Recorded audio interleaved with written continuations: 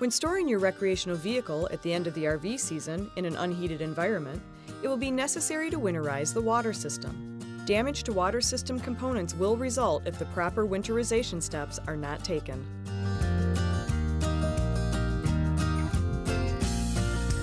There are two ways to winterize your RV. You can use the compressed air method or the RV antifreeze only method. Let's talk about compressed air first. Start by draining the fresh water tank and water lines using the low point drain valves. Next, empty the wastewater holding tanks. Now, turn the water heater bypass valves to the bypass position. These valves are located near the water heater incoming lines at the rear of the water heater. Depending on RV model, the location of the water heater varies and may be found in a base cabinet in the kitchen or bedroom, or behind a pass-through compartment wall. It may be necessary to remove an access panel or vent to reach the bypass valves. Okay, go ahead now and drain the water heater. A quick note though, if you have a water filtering system installed, remove the filter from the assembly, discard, and then connect a bypass line. You'll need to purchase a new filter and install it when de-winterizing your unit. Now open all faucets, including shower head sprayer if applicable, the toilet flushing device, and any other water lines that are closed. Turn on the water pump for at least 30 seconds to clear any water from the lines. Here comes the compressed air part. Connect an air hose with an adapter or blowout plug to the city water fill connection.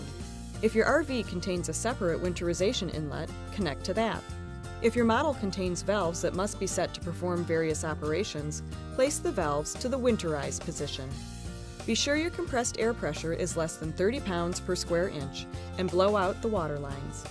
Keep blowing until no water can be seen coming out of the fixtures and lines.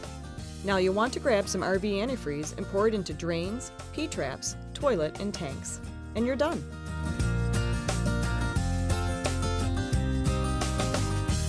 Now let's talk about using antifreeze only. This is important. Purchase 3 to 4 gallons of RV-approved, non-toxic antifreeze only. Automotive antifreeze is poisonous and not for use in RV water systems. Okay, drain all tanks, freshwater and sewage tanks, and turn the water heater bypass valves to the bypass position so as not to allow antifreeze into the water heater tank. Go ahead now and also drain the water heater. If you have a water filter system installed, remove the filter from the assembly and discard. You'll need to purchase a new one and install it when de-winterizing your unit. For winterizing, connect the hose supplied with the unit to the city water connection inlet. If your RV has a separate winterization inlet, connect to that. Some models contain valves that must be set to perform various operations. For these models, place the valves to the winterized position. Make sure the connection is tight with proper seals. Put the end of the hose into the container of antifreeze. If your RV doesn't have a winterization inlet that uses the system's water pump to draw the antifreeze out of the container and into the RV, use an external pump. Open the faucets one at a time and leave them open until the antifreeze, generally pink in color, flows out of the faucets.